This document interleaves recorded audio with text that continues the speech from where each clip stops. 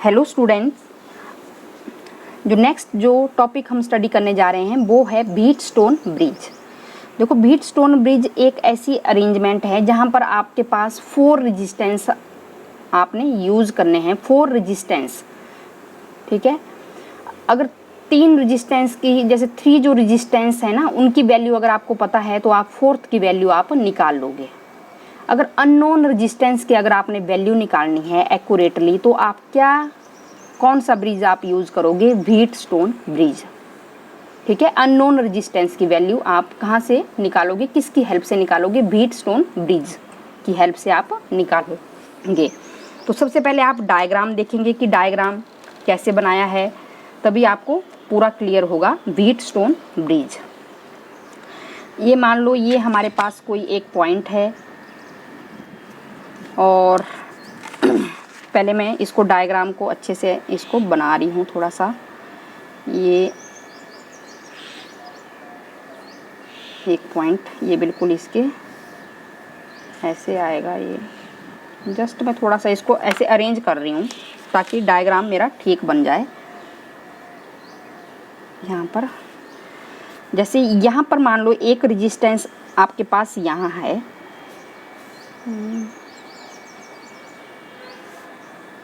ऐसे में पॉइंट्स, जैसे यहाँ पर आपने एक पॉइंट बी ले लो, और एक रेजिस्टेंस में यहाँ पर इसको ऐसे बना रही हूँ, यहाँ से ऐसे एक रेजिस्टेंस बना रहे हैं ब्रिज की फॉर्म में, और एक रेजिस्टेंस में यहाँ से ऐसे बना रही हूँ।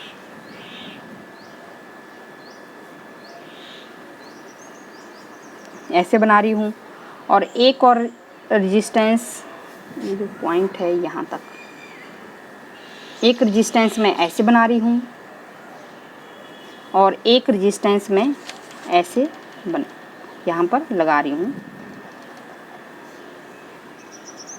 ये देखेंगे, ये देखो 4 रेजिस्टेंस हम ले रहे हैं। जैसे मान लो ये जो पॉइंट है, ये आपके पास ए पॉइंट है, और इसको ये बी, इसको सी ले लो, ये पॉइंट सी ले लो, और ये पॉइंट डी ले लो। और ए और सी पॉइंट को यहाँ पर इसको with the help of battery EMF आप अप्लाई करोगे।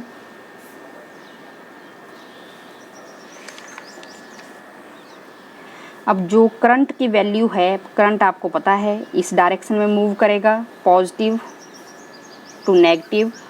अब देखो, जब ये जो पॉइंट है यहाँ पर जो ईएमएफ है वो आपने कनेक्ट करना है इन 2 पॉइंट्स के बीच में, ए और सी के बीच में, ठीक है। ए और सी आपने लिया है यहाँ पर, और ये जो बी और जो डी जो पॉइंट्स हैं, यहाँ पर आपने एक गैल्वेनोमीटर लेना है। यहाँ पर मैं एक गैल्वेनोमीटर ले रही हूँ, और इसके एक पार्ट को मैं यहाँ पर, जैसे एक की आप ले रहे हो, यहाँ पर की से आप कनेक्ट कर रहे हैं। तो जैसे इसको, इस रेजिस्टेंस का नाम P ले लो, ये Q ले लो, ये R ले लो, और ये S ले लो। ये हैं आपके पास जो 4 रेजिस्टेंस हैं, P, Q, R और S। और जो EMF लिया है आपने, वो लिया है A और C पॉइंट्स के बीच में, और एक गैल्वेनोमीटर को कनेक्ट किया है आपने B और D पॉइंट्स के बीच में, ठीक है। अननोन रेजिस्टेंस कोई भी हो सकता है, जिसको आपने फाइंड आउट करना है वो कोई भी हो सकता है इन चारों में से। P भी हो सकता है, Q भी हो सकता है, R भी हो सकता है, S भी हो सकता है, ठीक है। हम यहाँ पर S ले लेंगे जो अननोन रेजिस्टेंस होगा। S is your unknown resistance, ये अननोन रेजिस्टेंस ले लेंगे हम S। तो यहाँ पर आपने क्या करना है, ठीक है।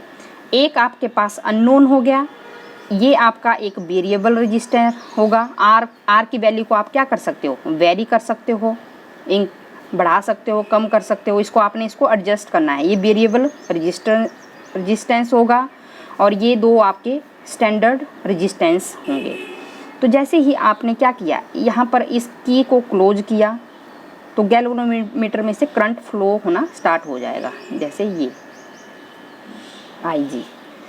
तो पहले इस डायग्राम को आप अच्छे से समझेंगे तभी आपको व्हीटस्टोन ब्रिज समझ में आएगा। देखो ये डायग्राम हमने ऐसे ले लिए, 4 रेजिस्टेंस हमने बनाए P, Q, R और S, ऐसे ब्रिज की फॉर्म में बना दिए हैं। यहाँ पर A और C पॉइंट्स के बीच में आपने एक EMF ले लिया है। अब जो करंट यहाँ से फ्लो करेगा तो A पॉइंट पर, जब A पॉइंट पर जो करंट यहाँ पर पहुँचा ना, तो इस डायरेक्शन में मान लो I1 करंट जाएगा और इस डायरेक्शन में I2 करंट जाएगा। ठीक है, वही एग्जांपल आ गया। मान लो ये जो करंट है ये 10 एम्पियर जा रहा है इस बैटरी से A पॉइंट पर, इस डायरेक्शन में जैसे आपका 7 एम्पियर, इसमें 3 एम्पियर, इसमें 5 एम्पियर, इसमें भी 5 एम्पियर, तभी हुआ 10 एम्पियर। तो कुछ करंट I यहाँ से जाएगा इस वाली आर्म से AB से, कुछ करंट AD से जाएगा।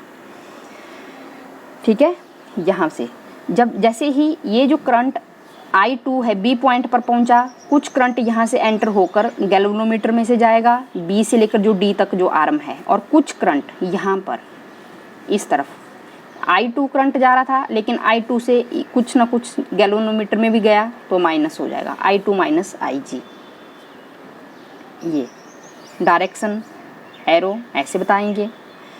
फिर जैसे है यहाँ से मैंने बताया था I1 करंट एंटर हुआ, और जब S की बात आएगी तो S में कितना करंट जाएगा, ये वाला भी ऐड होगा और ये वाला भी, तो ये I1 जाएगा ऐसे, और प्लस जो गैल्वेनोमीटर का करंट है D पॉइंट से, ये भी ऐसे जाएगा। ये आपके पास डायग्राम बनेगा ऐसे।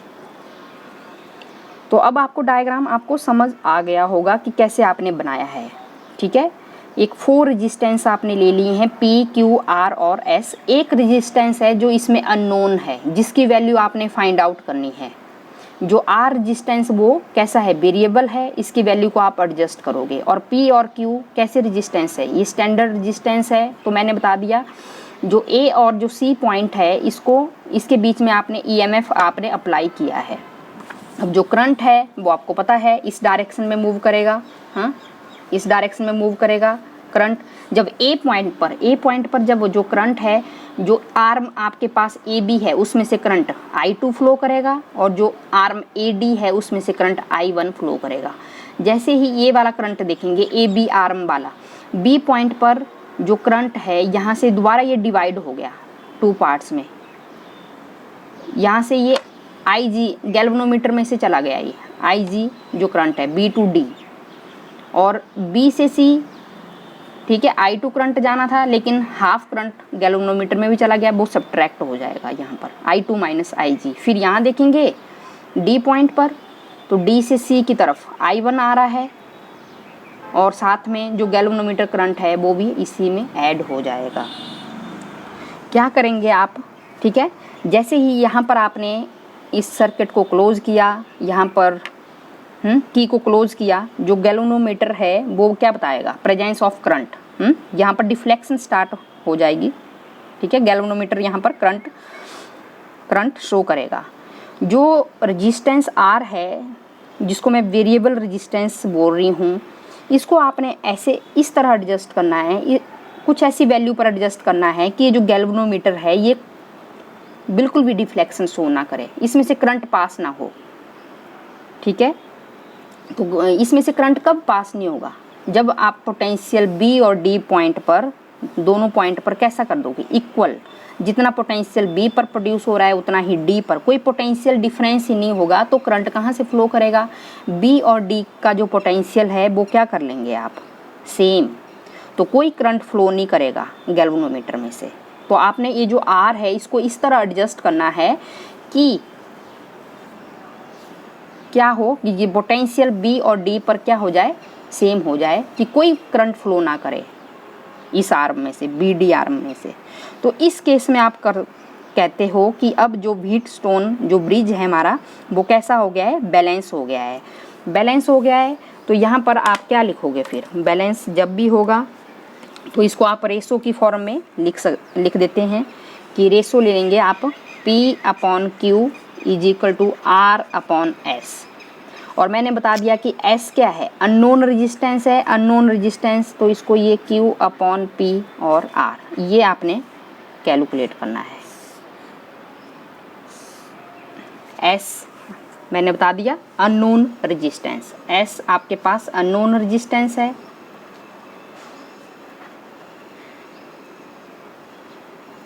और R कैसा है, वेरिएबल रेजिस्टेंस है। इसकी वैल्यू को आप क्या करोगे, एडजस्ट करोगे कि जिसकी वजह से आपका जो पोटेंशियल होगा B और D पॉइंट पर वो क्या हो जाएगा, सेम हो जाएगा। तो कोई भी करंट यहाँ से फ्लो नहीं करेगा। जब कोई भी करंट यहाँ गैल्वेनोमीटर से फ्लो नहीं करेगा तो तभी आप बोलोगे कि व्हीटस्टोन अब कैसे हो गया है, बैलेंस। तो इसको ऐसे लिखेंगे P/Q = R/S। ठीक है, तो इसका प्रूफ करेंगे अब आप, proof.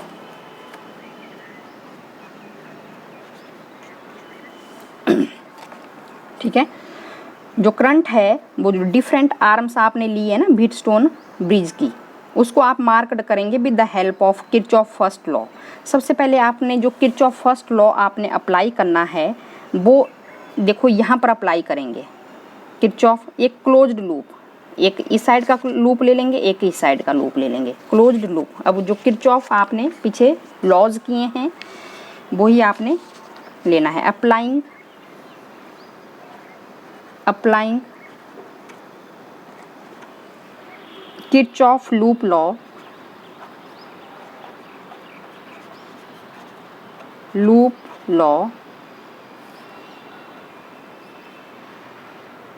in the closed loop A D B A।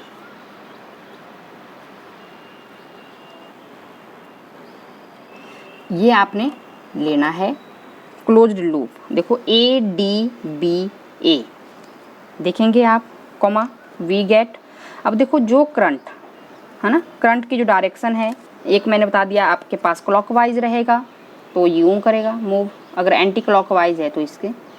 तो यहाँ पर जो क्लोज्ड लूप लिया है ना आपने, यहाँ पर वो कौन सा लिया है, ADBA। तो करंट इस डायरेक्शन में ऐसे, आप ऐसे बता रहे हो, ऐसे एंटी क्लॉकवाइज। तो डायरेक्शन क्या लेंगे आप, पॉजिटिव लेंगे। ये देखो ए, इस लूप को देखेंगे ADBA, कितनी वैल्यू आ जाएगी ADBA में। तो ये आपके पास यहाँ पर लिखूंगी मैं, प्रोडक्ट लेंगे आप करंट और रेजिस्टेंस का I1R, फिर D से B की तरफ।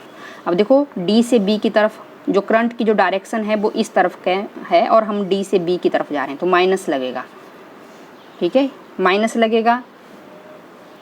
IGG, ये G क्या है, ये I ये करंट है और ये G क्या है, रेजिस्टेंस है, galvanometer resistance.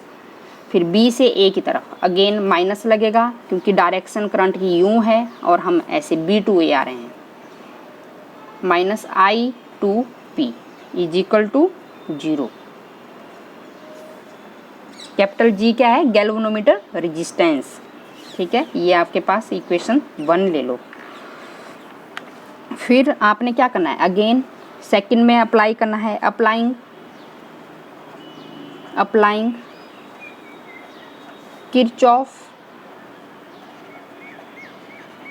Loop law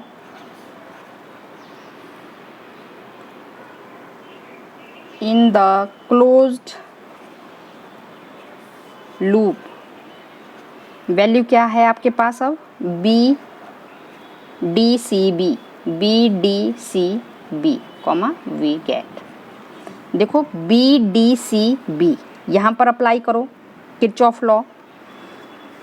B से लेकर, देखो B से लेकर D की तरफ आप ले लेंगे करंट IG और प्रोडक्ट क्या है, रेजिस्टेंस, गैल्वेनोमीटर रेजिस्टेंस IGG। यहाँ पर प्लस होगा, जो करंट है इस डायरेक्शन में जा रहा है I1 + I2S, और फिर ये इसके अपोजिट में करंट की डायरेक्शन यूं है और ये माइनस लगेगा यहाँ पर I2 IG और यहाँ पर रेजिस्टेंस Q। ध्यान देंगे दोबारा से, देखो पहले आपने A वाला लूप देखना है। देखो ADBA, ADBA। अब मैंने बता दिया है आपको, जो किरचॉफ लॉ आप करते हो वहाँ पर करंट और रेजिस्टेंस को आप क्या करते हो, मल्टीप्लाई करते हो, ठीक है। अगर डायरेक्शन आपकी एंटी क्लॉकवाइज होगी तो आपने पॉजिटिव ही लेना है। जैसे यहाँ पर I1R है, फिर यहाँ से D से B की तरफ जा रहे हो तो यहाँ पर माइनस लगेगा, क्योंकि करंट की डायरेक्शन तो ये ऐसी है, नीचे को है। फिर वैसे B to A minus I to P, current और रेजिस्टेंस को आपने मल्टीप्लाई करना है, इज इक्वल टू 0। वैसे ही आपने किरचॉफ लॉ यहाँ अप्लाई करना है BDCB में, है ना। B से लेकर D तक IGG, ये जो स्मॉल IG है ये गैल्वेनोमीटर करंट है, और ये जो कैपिटल G है ये गैल्वेनोमीटर रेजिस्टेंस है। यहाँ पर अब D से लेकर C की तरफ डायरेक्शन बिल्कुल ठीक है, प्लस लेंगे I1 प्लस IG, और साथ में रेजिस्टेंस क्या है, S है। अब C से लेकर B की तरफ देखो तो I2 माइनस IG, माइनस लगेगा क्योंकि डायरेक्शन ऐसी थी करंट की, माइनस लगेगा, और साथ में Q से मल्टीप्लाई करेंगे और ये 0 आ जाएगा आपके पास, ठीक है। बैलेंस कब होगा व्हीटस्टोन ब्रिज, जब कोई करंट फ्लो नहीं करेगा गैल्वेनोमीटर से, IG इज इक्वल टू 0। तो इसका मतलब है कि व्हीटस्टोन ब्रिज क्या हो गया, बैलेंस हो गया। तो जो इक्वेशन 1 और 2 है इसको क्या लिखेंगे, जो इक्वेशन 1 है आपके पास वो बन जाएगी I1R minus I2P is equal to 0, ऐसे ले लेंगे। I1R is equal to I2P, और यहाँ पर I1 I2 और P अपॉन R ऐसे ले लेंगे, ठीक है। बैलेंस कब होगा ब्रिज, जब गैल्वेनोमीटर में से कोई करंट फ्लो नहीं करेगा, यहाँ पर 0 पुट कर देंगे तो ये बच जाएगा आपके पास I1R minus I2P equal to 0। यहाँ पर ऐसे आपने लिखना है। फिर फ्रॉम इक्वेशन नंबर, ये तो आपने कर दिया फ्रॉम 1, अब आप करोगे फ्रॉम 2। मैंने बता दिया गैल्वेनोमीटर करंट की वैल्यू क्या होगी, 0, जब व्हीटस्टोन ब्रिज आपका कैसा हो जाएगा, बैलेंस। बैलेंस कब होगा, जब B और D पॉइंट पर पोटेंशियल क्या होगा, सेम होगा। तो यहाँ पर देखेंगे सेकंड में, ये गैल्वेनोमीटर करंट आपका क्या है, 0 है, तो आपके पास आ जाएगी वैल्यू I1 प्लस I2, ये S आ जाएगा, माइनस I2Q 0, क्योंकि G गैल्वेनोमीटर करंट 0 आपके पास आ जाएगा। जो इक्वेशन आपने यहाँ पर, सॉरी, I1 प्लस IG, ये G है, मैंने थोड़ा इसको देखेंगे ध्यान से, यहाँ IG है, इसको ये I1 plus IG into S है ये। तो कितनी वैल्यू आ जाएगी, एक आपके पास I1S आ जाएगा, I1S IG करंट 0 हो जाएगा, और एक आपके पास क्या आ जाएगा, एक आपके पास आ जाएगा minus I2Q is equal to 0, G वाला करंट 0 हो जाएगा। तो I1S is equal to I2Q आपके पास आ जाएगा, यहाँ से I1 upon I2 Q upon S, ये आपके पास फोर्थ आ जाएगा, ये थर्ड वन। तो फ्रॉम थर्ड एंड फोर्थ देखेंगे, दोनों की लेफ्ट साइड बराबर है तो राइट साइड भी क्या होगी, बराबर। तो यहीं पर मैं कर रही हूँ, इसको ऐसे कर देंगे यहाँ पर, तो P upon R is equal to Q upon S ऐसे लिख देंगे, क्योंकि दोनों की जो लेफ्ट साइड बराबर है तो राइट साइड भी आपस में बराबर होगी। तो अननोन रेजिस्टेंस मैंने क्या लिया था, S लिया था, तो S की वैल्यू आपके पास आ जाएगी, यहाँ से लिख देंगे S की वैल्यू कितनी आ जाएगी आपके पास, ये इस तरफ चला जाएगा, आपके पास ये आ जाएगा Q अपॉन P, और इसको आप ऐसे भी लिख सकते हो, ऐसे भी लिख सकते हो, या यहीं पर छोड़ दो। तो यही हमने प्रूव करना था, ठीक है। इसको आप ऐसे थोड़ा सा अरेंज कर देंगे, P upon Q is equal to R upon S, ऐसे भी आप कर सकते हो, P upon Q is equal to R upon S, ऐसे भी आप लिख सकते हो। तो एक बार इसको दोबारा से देखेंगे इस डायग्राम को, कि व्हीटस्टोन ब्रिज में आपने क्या किया। व्हीटस्टोन ब्रिज में हमने सबसे पहले आपने डायग्राम को अच्छे से समझना है कि यहाँ पर 4 रेजिस्टेंस हमने लिए हैं, P, Q, R और S। S है जो अननोन रेजिस्टेंस है, अननोन रेजिस्टेंस की जो वैल्यू है वो आपने निकालनी थी यहाँ पर। तो ये जो डायग्राम है, ए पॉइंट और सी पॉइंट के बीच में आपने एक ईएमएफ लिया है, जो करंट की डायरेक्शन होगी वो ए होगी। आई करंट यहाँ से फ्लो कर रहा है, ए पॉइंट से लेकर बी की तरफ I2 करंट जा रहा है और ए से लेकर डी की तरफ I1 करंट जा रहा है। अब मैंने आपको बता दिया है कि व्हीटस्टोन ब्रिज बैलेंस कब होगा। बैलेंस तब होगा जब गैल्वेनोमीटर में से कोई करंट फ्लो ना करे। और कब फ्लो नहीं करेगा करंट? जब आप बी और डी पॉइंट पर पोटेंशियल सेम लगाओगे। इसको रेजिस्टेंस को आपने इस तरह एडजस्ट करना है ताकि यहाँ से कोई करंट फ्लो ना करे।